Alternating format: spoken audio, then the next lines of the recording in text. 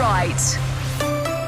BBC Radio Suffolk. Okay, let's take a trip somewhere I haven't been for a very long time.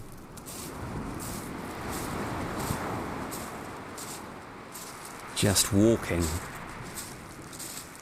along one of our beautiful, beautiful, beautiful Suffolk beaches. Well, we are being invited to join a journey discovering hidden gems along our coast. A project called Beach of Dreams, which is happening this summer and has been organised by Ali Pretty, who works with Kinetica, a company that creates large handmade silks. Ali is on the line. Hi. Hi. I haven't been. That was recorded at Aldeburgh quite a long time ago, and I have not been because I do not live close enough to justify going during lockdown, but I so miss the beach. When was the last time you were at the beach? It wasn't too long ago. I won't be specific, but yeah, I had to do a little bit of wrecking for this 500-mile walk that we're doing. So, yeah. Aldeburgh, I haven't been to Aldeburgh for quite a long time, but it is a fantastic beach. It is, as is the Suffolk coast of what I know about it. But I'm going to discover a lot more. Well, this is the thing. We kind of go to the places where we normally go, and even on our own doorsteps, it's nice to explore and to have a nudge, maybe to go to new places. So you're going to be walking, as you said, 500 miles. What's the point of the project? Explain your vision. The vision is to use the 500-mile walk, which is 35 continuous days, to reflect on the coastline of the UK. The environmental challenges it faces with flooding, coastal erosion, looking at renewable energies, and to project into the future, to reimagine how we can live. And this project was conceived before the COVID crisis, but now that we're just hopefully about to come out, I think it's an important moment to reflect on the way we live and how we want our future to be. So we'll be having a conversation with artists, scientists, writers, local communities along the way for 35 days. So, I mean, there's lots to talk about if you walk along the Suffolk coast. If you look out to sea, you'll see offshore wind. You'll see huge container ferries coming in and out of Felixstowe, kind of illustrating how we're part of global trade, what's in those containers and where they come from.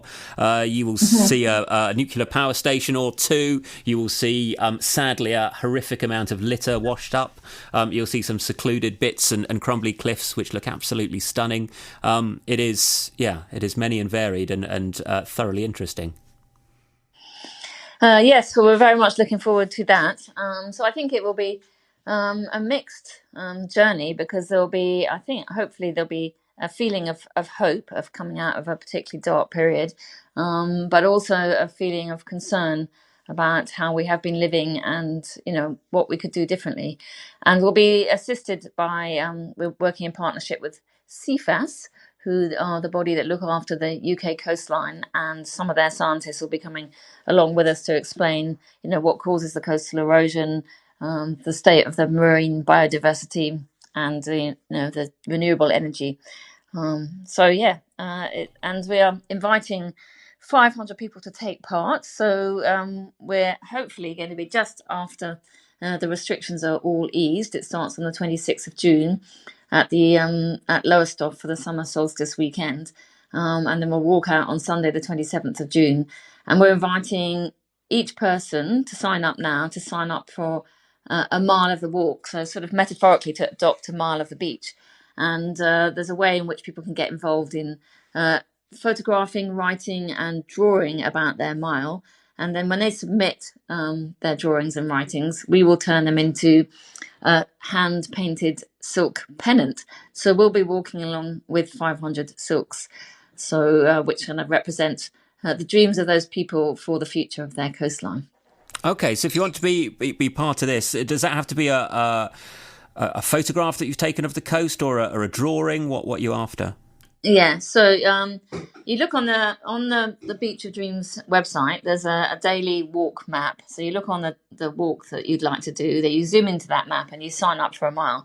When you sign up for that mile, you'll get instructions, which will be about going for a walk locally. So in your lockdown walks, looking at the beach and taking one photograph which kind of gives a fantastic stretch, the kind of context of where the beach is, and then you take a close-up photograph of something that particularly interests you, and then you write about what you're looking at in that square mile, very, very interesting little things on the beach, and then you write about the memories or the connection that you and your family might have to that beach, and then you imagine what it might be for your great great great great grandchild, and then you submit that to the website, and then we will turn that photograph into an abstract design.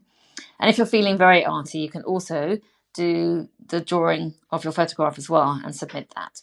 And then when it comes to the walk itself, so if you've selected mile number 40, then when we walk mile number 40, we appear with your silk pennant and you walk along with us and we have a chat. Excellent. So you 500 people, 500 ideas. You'll have conversations with others along the way. So it's a very busy 35 days for you. Beachofdreams.co.uk is the website. And what do you want to get out of it personally? Are you going to come out of this with a renewed sense of inspiration and drive to do other things? Are you hoping each of these people will take something away to help them in their lives going forward?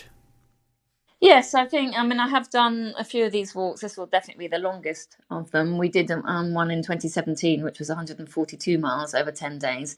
And it certainly seems to be that the experience that participants have and that I have by being with those people is very transformative. It connects communities along the coastline, and you feel perhaps part of a bigger picture and part of a bigger world, but also that you have your mile. I think that you have something to offer and to contribute, and that you have a voice in the future. So I hope that I manage to walk 500 miles continuously, and I should be feeling pretty, hopefully, fit by the end of it. So that would be good. And also that I will have made phenomenal new connections with really interesting, diverse communities that makes me feel very hopeful and proud to be in the UK.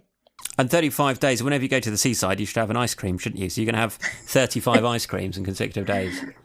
Oh, well, I might have some seafood. I think there's quite good seafood along that side. And Mersey Island's pretty famous for seafood, isn't it? Certainly is. I hear. Yes. I haven't done that. I haven't been to Mersey Island. So I think it's about also, we're very lucky to have such a rich and varied landscape in the UK. And the East Coast is very interesting.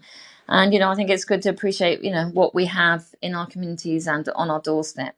And we hope that maybe the Beach of Dreams model will be expanded to other parts of the UK coastline. So Natural England are working to open the England Coast Path by 2023. And so it's part of the Year of the Coast. So, in my dreams, it could be 2,700 miles by 2023. That would certainly be an adventure. Ali, thank you very much for your time. Ali Pretty, Artistic Director at Kinetica there. So beachofdreams.co.uk.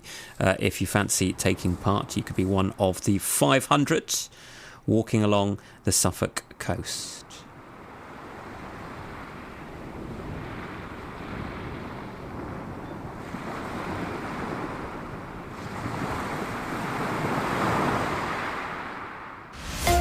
The sound.